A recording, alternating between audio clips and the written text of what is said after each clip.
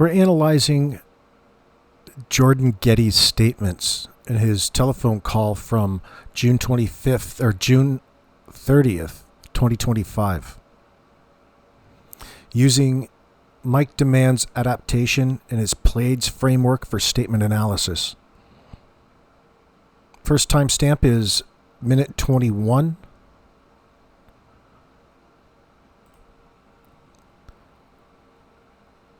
The statement is, quote, "My father is trying to do everything he can for Lily and Jack. My father's trying to help as much as he can. My old man is a good man." Let's listen. I want to say one thing, maybe a couple things. My father is trying to do everything he can for Lily and Jack.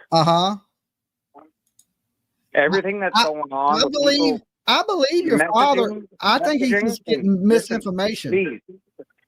Yeah, I don't know. Everything that's going on between what people are saying and dividing the fucking goddamn conversation to fucking something negative. My father's trying to help as much as he can. My old man is a good man. Like my family right now is getting a little bit torn apart by this.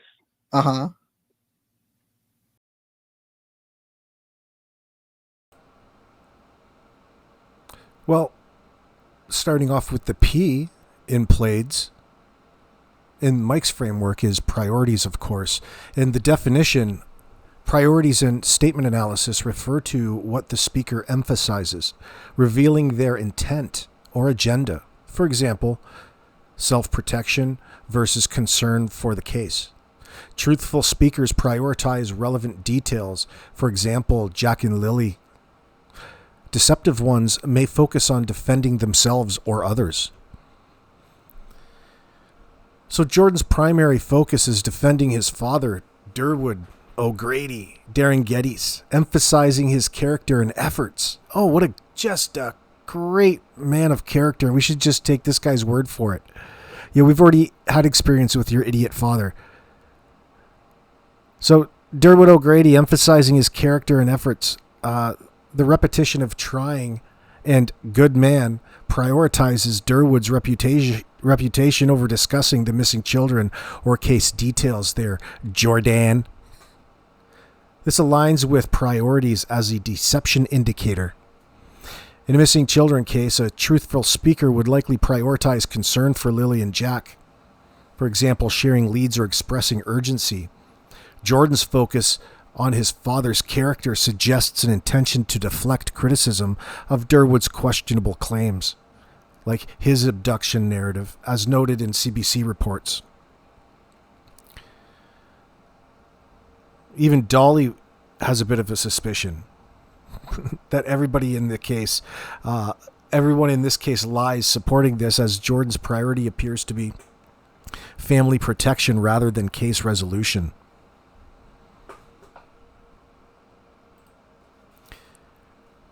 Timestamp 7:38.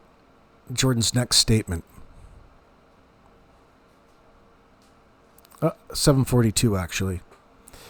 Quote is, "It's about Lily and Jack, and there's a man trying to help."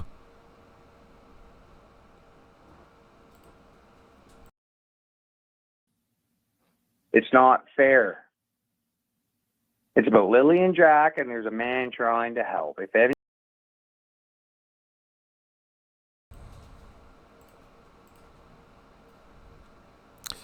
Jordan briefly mentions the children, but immediately pivots to defending Derwood, undermining the stated priority. The fleeting reference to Jack and Lily lacks depth, indicating a secondary priority. Statement analysis note that deceptive speakers often mention the main issue, superficially to appear credible while focusing on their agenda. In this example, idiot Jordan is defending Derwood. This reflects intentions of managing public perception rather than aiding the investigation. Jordan's prioritization of his father's defense over the case specifics suggests deceptive intent, aligning with the user's emphasis on priorities as revealing motive. Now we're going to get into next leakage. Of course, its definition, leakage, is the unintentional revelation of truth through slips, contradictions, or emotional outbursts. Often under stress, it corresponds to PLAIDS, additions, unsolicited details, and inconsistencies. So the first time stamp is 8/13. Quote from Jordan, "I didn't hear about this until a week ago. I sent him," meaning Daniel, "a message when this first happened. I told him, I know you wouldn't do these things."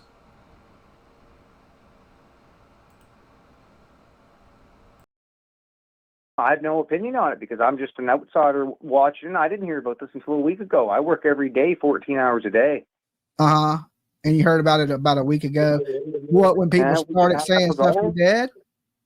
What's that? What'd you hear about it when people started saying things to your dad? Pretty well, yeah. Uh-huh. And so your opinion is just Daniel's a good guy and he wouldn't do these things.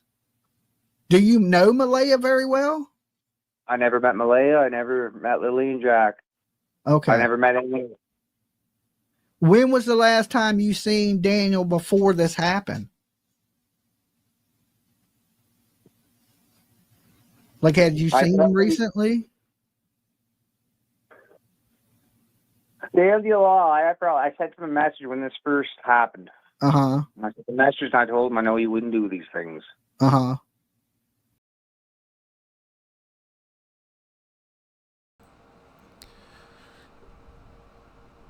Dolly. That's a good clip.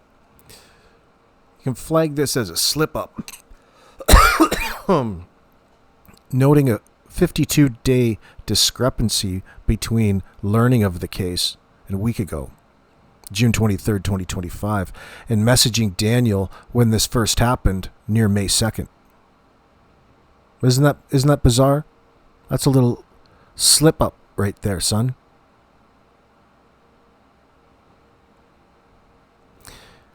This is a classic leakage, as Jordan inadvertently reveals earlier involvement. People like Peter Hyatt, of course, note that contradictions in timelines often expose true knowledge suppressed to avoid scrutiny. The slip suggests Jordan was aware of the case from the outstart, contradicting his claim of being an outsider. This aligns with the viewpoint that Jordan is blatantly lying. Next timestamp is 4:55.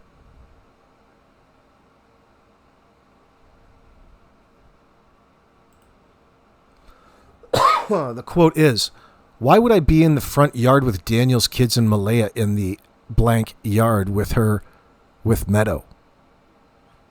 So this is Jordan introducing and denies an unprompted scenario of being with the children and Malaya tied to an RCMP tip. Let's listen. Why would I be in the front yard with Daniel's kids and Malaya in the fucking yard with Meadow? Okay, there's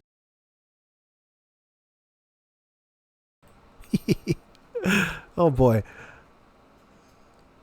It's just so outrageous. He's not sticking his nose in, he's just calling it a Dolly, of course. Oh dear. So the unsolicited denial is leakage, like it or not there, Jordan, revealing sensitivity to being linked to the children's disappearance. In the PLAIDS additions principle, flags unprompted denials as indicating guilt or fear of accusation. The emotional intensity, effing yard, suggests stress, possibly from RCMP scrutiny, supporting people's focus on sensitivities. The timeline slip and unsolicited denial are clear examples of leakage, indicating Jordan may be concealing early involvement or some sort of guilty knowledge, reinforcing people's deceptions claim. Their claims of deception, I should say. Now, let's get on to the next one, which is avoidance. And of course, the definition of avoidance in statement analysis in this PLAIDS framework, Mike Demann's adaptation, big shout out. Avoidance involves evasive language, my friends, or refusal to provide specifics to sidestep accountability. It aligns with PLAIDS language and details, where vague and non-committal responses suggest deception. Let's go off to timestamp 8:06. Jordan's statement reads, "It doesn't matter what I think. I have no opinion on it because I'm just an outsider watching." What do you think happened? It doesn't matter what I think. I think that I have no opinion on it because I'm just an outsider watching. I didn't hear about this until a week ago. I work.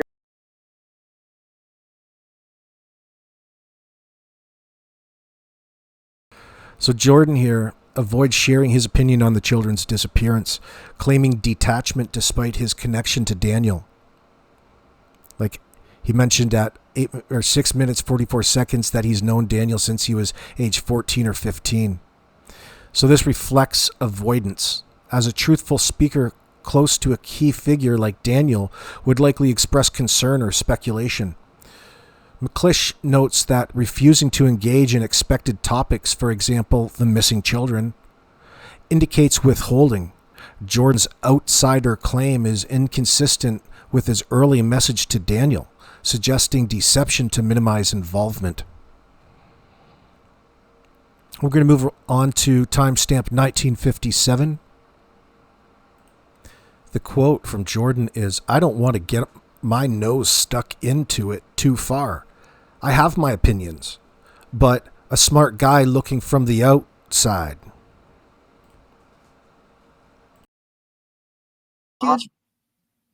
No, I don't want to get my nose stuck into it too far. I have my opinions, but this is what a smart guy looking from the outside. I'm not smart, really. Also a little slip up there, I detect. So Jordan again sidesteps sharing his view using qualifiers like too far and but. The hedging language in PLAIDS language and refusal to elaborate indicates avoidance. In a high-stakes case, even a peripheral figure would likely offer thoughts unless concealing something. This aligns with the user's intentions focus, suggesting Jordan's intent is to avoid implicating himself or others.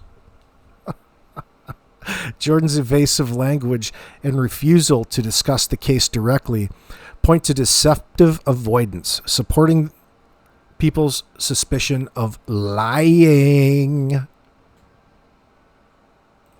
That brings me to the next timestamp, which is 9:52. Jordan Getty's, Derwood O'Grady's son's statement is, quote, "I just want everybody to know my old man is doing everything he can for these kids. He's not after the $100,000 blank $150,000 reward."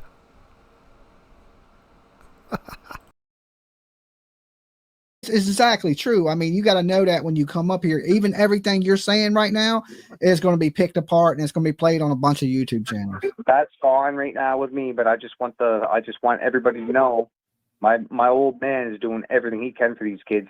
He's not after the $100,000 fucking $150,000 reward. Mm-hmm.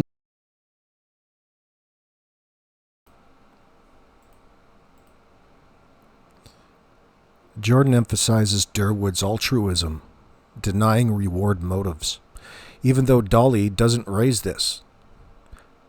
This reflects intentions of shaping Derwood's image as selfless, a defensive move. PLAIDS additions. The unsolicited reward denial suggests sensitivity to public accusations, for example, Derwood exploiting the case, as noted in online discussions. The intention is to counter scrutiny rather than aid the case, aligning with deceptive motives.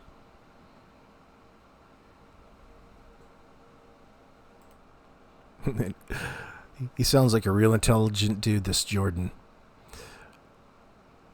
Moving ahead to timestamp 2454, the quote from Jordan is, I know Daniel for a fact is still doing everything that he can. I'll repeat that. Jordan's quote is, I know Daniel for a fact is still doing everything that he can. I just truly feel like he loves Malaya. I think you're wrong. Do you? Do you? Yes. Okay. Yeah. You will. Well, you know the guy better than I know him. But I just kind of get that vibe from him that, you know, he really loves and cares about Malaya and that he would protect her. But like, listen, No, I've been wrong before. From what I understand, just a few times I talked to him here recently. Not recently, in the last 6 weeks or whatever it was. He gave up on her. Why wouldn't he? Yeah, I mean, she kind of left him to get ran over by the bus. You know, what would you do? What would you do if you were in love with a woman? You know what I mean? And then it's hard.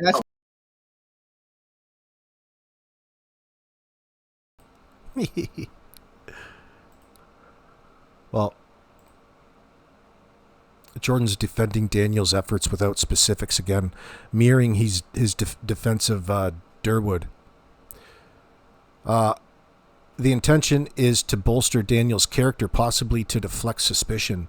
The CBC notes Daniel's inconsistent statements. The lack of detail suggests a scripted defense rather than a genuine recounting, indicating deceptive intent.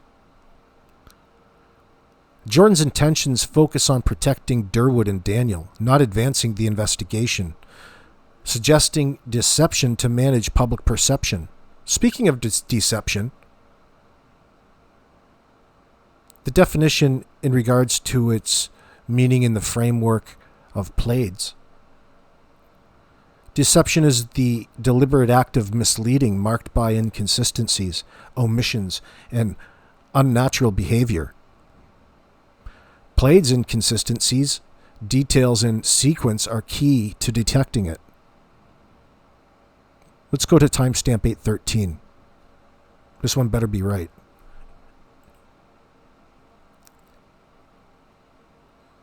Jordan's quote is, I didn't hear about this until a week ago. I sent him, Daniel, a message when this first happened.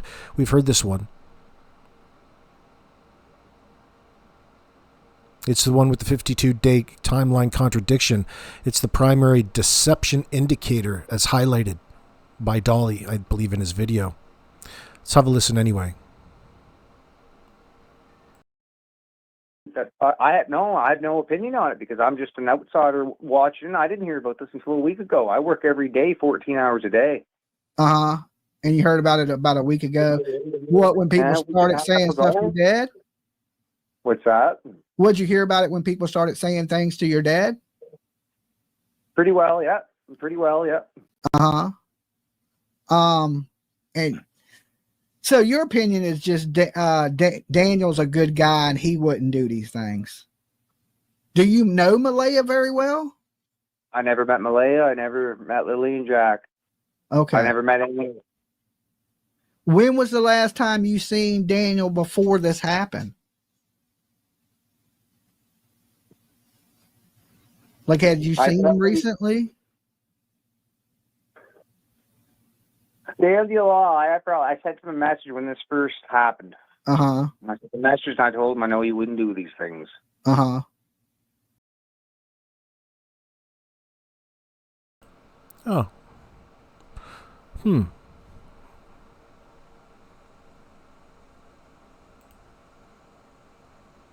The 52-day timeline contradiction is the primary deception indicator. This violates PLAIDS inconsistencies in sequence. Truthful accounts maintain chronological coherence, Jordan. Your slip reveals you likely knew about the case earlier, suggesting deception to appear uninvolved. A man like Peter Hyatt notes such contradictions are deliberate attempts to obscure the truth. The timeline contradictions and unsolicited denials are strong evidence of deception, supporting people's claims that Jordan is blatantly lying. Moving ahead to sensitivities.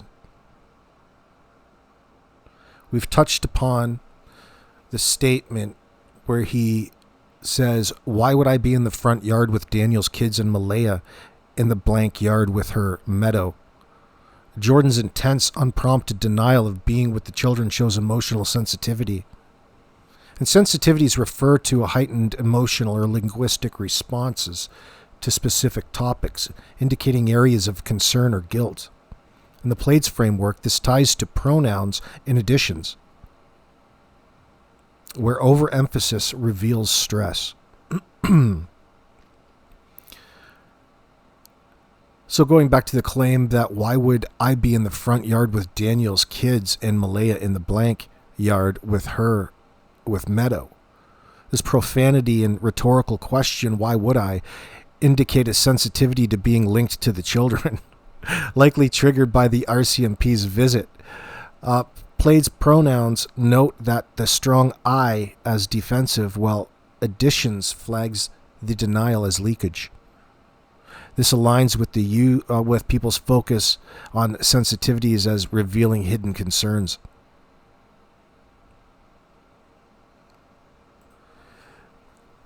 This Jordan Getty sounds like a real winner, dude. A real winner. This next one is my favorite. Listen to this. Listen to this. Quote, I literally couldn't go to work today because my nerves or whatnot. Oh, dude. Oh, boy, oh, boy, oh, boy. This is timestamp 1317. I literally couldn't go to work today because of my nerves or whatnot. But if they could, I literally couldn't go to work today because of my nerves and whatnot. Uh-huh. Uh-huh. Oh, my God. Jordan claims extreme stress amplified by literally and whatnot. This emotional overstatement is a sensitivity suggesting pressure from scrutiny, like the RCMP's questioning. Great men like Peter Hyatt note exaggerated emotional claims without specifics indicate deception, as Jordan's stress seems disproportionate to his claimed detachment. Jordan's sensitivities to yard accusations and stress claim reveal areas of concern, likely tied to deeper involvement supporting deception indicators. Who knows if he's involved? The fact that he's up there on dollies at the end of June, and the only thing that he has to talk about is how great Daniel and this idiot Darren Geddes are, and that they're really heading this, private investigation. Nobody needs to worry or be concerned. Listen, pal, you're the ones that are acting weird. I could care less about any of you. Who are you to Jack and Lily in this circumstance? Nobody, absolute nobodies. You want to go to war with a bunch of fictitious people that you think are talking in a non-accurate way about your wannabe boyfriend? He's single now, Jordan.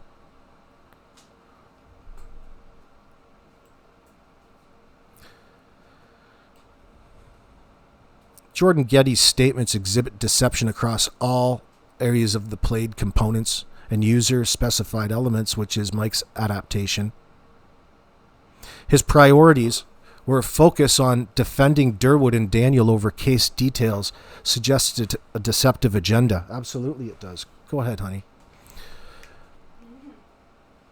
In regards to leakage, the timeline slip and unsolicited denials reveal unintended truths about early involvement. Avoidance. He uses evasive language like no opinion or too far, sidestepping case engagement, indicating withholding. Under intentions, emphasis on character defense over investigation suggests an intent to manage perception. Right, which is what we were just mentioning. Deception, timeline contradictions and lack of specifics confirm deceptive intent. And under sensitivities, In conclusion, emotional responses to yard accusations and stress claims reveal guilt or fear of scrutiny. So the suspicion of that Jordan is lying is strongly supported by the PLAIDS framework here, particularly the 52-day timeline discrepancy and defensive denials. Jordan's statements align with CBC reported inconsistencies in Daniel's and idiot Derwood's narratives, suggesting he's concealing knowledge to protect family or friends. His agitation and lack of case focus mirror online skepticism about the family's accounts. Exactly. Let's listen to a few minutes of their conversation. The link to this video is in the description. This is Adventures Underwater UK has went and gathered this for our scrutiny, and we certainly appreciate that. Shout out to Adventures Underwater UK, y'all. Dividing the fucking goddamn conversation to fucking something negative. My father's trying to help as much as he can. My old man is a good man. Uh-huh. Like, my family right now is getting a little bit torn apart by this. Uh-huh. Okay. I believe you. I believe you. I believe they it. Call me a scammer. The other people, like, I got people showing up at the house. I'm damn good friends with Daniel. Uh-huh. I knew him for a long time. Okay. I said from the very get-go that he had nothing to do with this. Okay. Why would anybody do that? Especially someone as good as Daniel, in my mind. Well, I don't personally know Daniel, so I'm trying to learn myself a little more about Daniel. Well, everyone needs to learn because everyone keeps saying crazy shit. There's people up here taking pictures of my house, taking pictures of me. Uh-huh. I'm getting fucking goddamn messages and whatnot. Hey, look, I'm going to ask you one. You know, you could make the argument that he's upset. You should be upset at Daniel, there, idiot stick. You need to be upset at Daniel for putting your big family there through all of this that's tearing you apart. You're self-centered. You can't think of anywhere outside of your own immediate. Not to mention public safety in that circumstance, let alone recognize it. You can't fathom that some moron that you know would create such havoc with two children who weren't even his, who he resented along with his mother. And you can't see that? What sort of shithole did you grow up in, fool? One thing, okay? You can say every cuss word that you want to say. I have no problem with. Okay, I'll stop cursing then. No, you can curse, but just don't use the GD word. Shit. My father's trying as much as he can. He's getting a ton of heat right now. Uh-huh. Yeah. My family's getting heat. People are anonymously sending me messages. So people are all are blowing him up because he's trying to do what? He's the one who's engaging with it. You're making it look like you're doing too much and you're not doing anything at all except pretending to be involved in some sort of investigation in the background that revolves around Daniel's innocence. Nothing to do with Jack and Lily, which should tell you everything right there.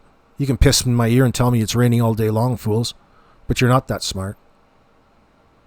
You, especially Jordan, aren't that smart.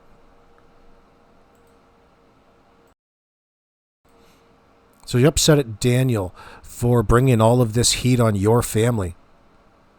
And here you are suffering from Stockholm Syndrome. Misguided anger there, Jordan. They're fucking. They're coming to my house, taking pictures, drones over the top of it. I just talked to the RCMP today. People are saying my family is incest.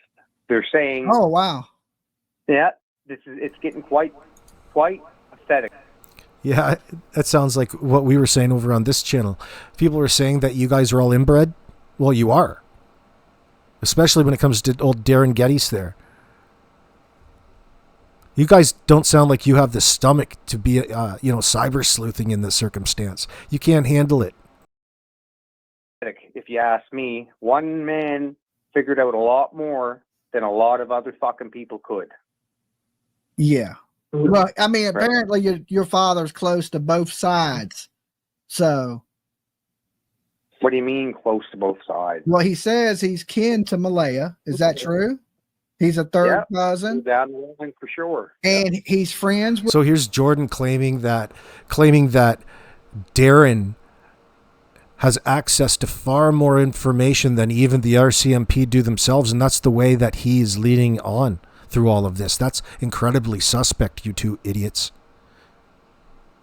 Okay? Because that would be putting yourselves in a position of being the guilty parties in the circumstance.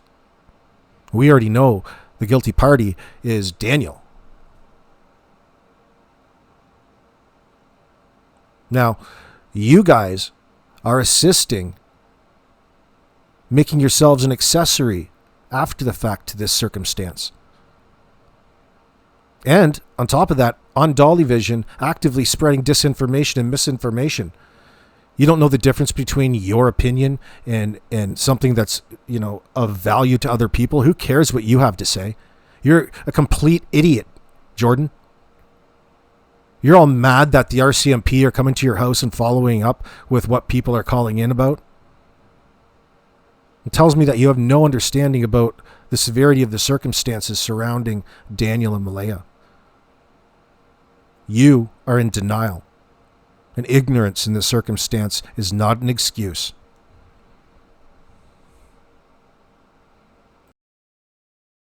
With Daniel and Daniel's brothers and his family. So that's what I mean, that he's close to both sides. Friend with the brothers of the family. Yep. No, I'm not going to start clarifying too much. It's just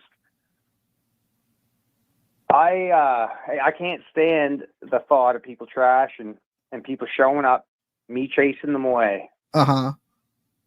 Taking pictures. The RCMP showed up and said that I was in the front yard of my house where my father doesn't live no more because him and my mother are separated. Okay. Did they separate behind this? What's going on? No, they separated 8 years ago. Oh, okay. Okay. And it's out of proportion with everything. I don't know quite what it is, but why would I be would I be in the front yard with Daniel's kids and Malaya in the fucking yard with Meadow? Okay, they're saying you were in the front yard of your house with Meadow and Daniel, or in front. Why are you calling in and asking Dolly this? You and Janie suffer from the same disease.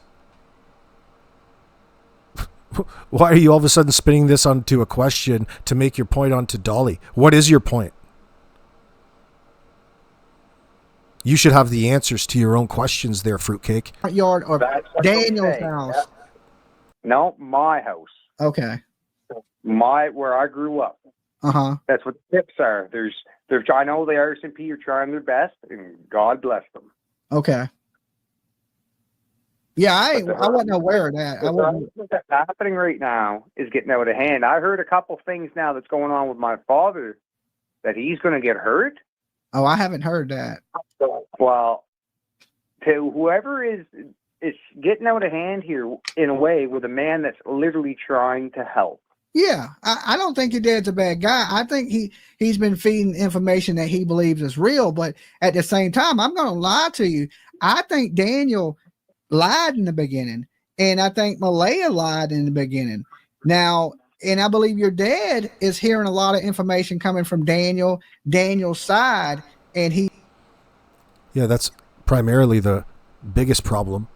All of the information that he gets is tainted by sanitized versions from the suspects, passed on to people as disinformation to establish a false narrative. It's disturbing, disgusting. Derwood O'Grady deserves a kick in the testicles. He's a freak, and he deserves everything that he gets from dipping his nose a bit too far, as Jordan would say, into the old shit pile here. You stare into the abyss, boys. You'll be doing a whole lot of complaining. You're going to do nothing but complaining. Right? And a feeble attempt to try to make your homo lover there, Daniel, look just that much better. Nothing's going to put him in a better light in this circumstance. Nothing. It's far worse. far worse than you could ever possibly imagine. And it was all Daniel's fault. When are you going to understand that, Jordan? He's running with it. And I don't believe that to be accurate information at all. That's Daniel, opinion, you know. I don't care. Yeah, everyone's entitled to their opinion, and I guess they're entitled to their insults. But from what I know, he's a sensitive baby. He's a sensitive baby. Or, you don't like it? Well, get off the internet. Really much. Just I'll probably friggin' sound like friggin'. I'll wing that right now. But Daniel passed a polygraph, didn't he? Why would Daniel be running through the woods like a maniac looking for the kids? But he loves those kids. So he says. He's a good man. He loves those kids. He loves those kids. No, he doesn't. No, he doesn't. No, he complains about them. They're burdens around the house because Malaya won't take care of them. She's too busy with the new baby, Meadow. And they've got a voice. I've got a voice they listen to, according to Malaya.